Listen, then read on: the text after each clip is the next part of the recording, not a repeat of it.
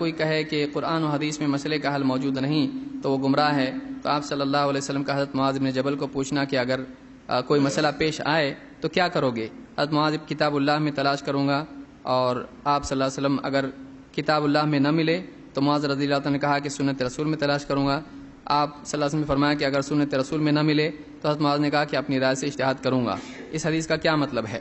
دیکھیے کہ یہ حدیث سند کے اعتبار سے ضعیف ہے۔ اس کی بڑی بات یہی ہے کہ امام بخاری نے بھی اس حدیث کو ضعیف کہا ہے، تو یہ حدیث عام طور سے محدثین نے اس حدیث کو ضعیف کہا ہے۔ شیخ ناصر الدین الالبانی نے اس حدیث کے سلسلے میں جو بھی تحقیق ہے پوری ائمہ کا، علماء کا، محدثین کا اس حدیث کے بارے میں کیا کہنا ہے، ضعیفہ کی پہلی جلد میں جہاں تک کہ مجھ کو یاد ہے پوری تفصیل انہوں نے ذکر کی ہے، تو وہ ساری تفصیل کوئی آدمی دیکھ لے تو اس کے لیے مسئلہ حل ہو جائے گا۔ یہ حدیث سندن صحیح نہیں ہے، لیکن ہم اجتہاد کے منکر نہیں ہیں، ہم اجتہاد کے قائل ہیں۔ بخاری وغیرہ کی حدیث میں کہ حاکم جب اجتہاد کرتا ہے اس کا اجتہاد صحیح نکل آئے تو اس کو 2 اجر ہیں، اگر اجتہاد میں خطا ہو جائے تو اس کو 1 اجر ضرور ہے، تو لہٰذا ہم اجتہاد کے منکر نہیں ہیں۔ پوری تقریروں میں میرے علم میں تو اب تک کہ میں نے کوئی جملہ ایسا نہیں سنا جس میں اجتہاد کا انکار کیا گیا۔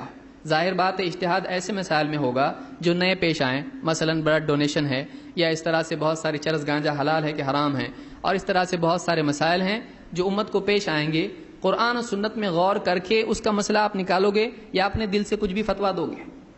جب قرآن و سنت میں غور کر کے مسئلہ نکالو گے تو قرآن و سنت ہی سے تو وہ نکلا ہے۔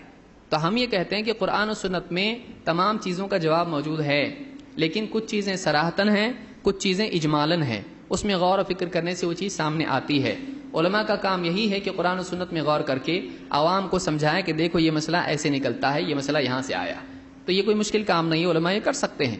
علماء امت کے رہبر ہیں، علماء امت کے لیے تعلیمی اعتبار سے معین اور مددگار ہیں، وہ ٹیچر ہیں، تو یہ قیامت تک رہیں گے۔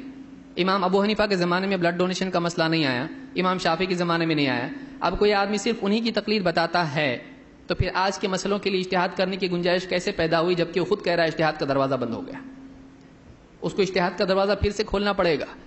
تو ظاہر بات ہے کہ قیامت تک مسائل آتے رہیں گے۔ اہل حدیث یہی کہتے ہیں کہ کسی ایک شخصیت میں سب کو قید کر دینا غلط ہے، جیسا کہ ابن تیمیہ نے بھی کہا، یہ میں رسول کا مرتبہ ہے۔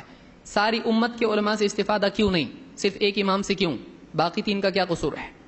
جب ایک طرف تو کہا یہ جاتا ہے کہ دین کو سمجھنے کے لیے سلف کی طرف رجوع کرنا چاہیے، ہم نہیں سمجھ سکتے ہیں خود سے اس لیے سلف کی طرف رجوع کرنا چاہیے، تو سلف میں سے ایک ہی کو خاص کر دینے کی دلیل کیا ہے؟ سارے سلف ہیں، سب سے استفادہ کیجئے۔ اہل حدیث کا منہج یہی ہے کہ سارے سلف سے اجتہاد کے سلسلے میں استفادہ کیا جائے، کسی ایک کو پکڑ کے سب کو چھوڑنا یہ ان کی تحقیقات کے ساتھ ظلم ہے، عدل و انصاف کے خلاف ہے، اور علمی اصول کے بھی خلاف ہے۔ یہ ہمارا اصول ہے کہ ہم سب سے استفادہ کرتے ہیں، لیکن کسی کی بات کتاب و سنت سے اگر ٹکراتی دکھائی دے اور اس کے لیے کوئی مزید اس کے لیے وضاحت نہ ہو سکے، اس بات کو چھوڑ کے کتاب و سنت کی بات کو لے لیتے ہیں۔ اقول قولی ھذا واستغفر اللہ لی ولکم۔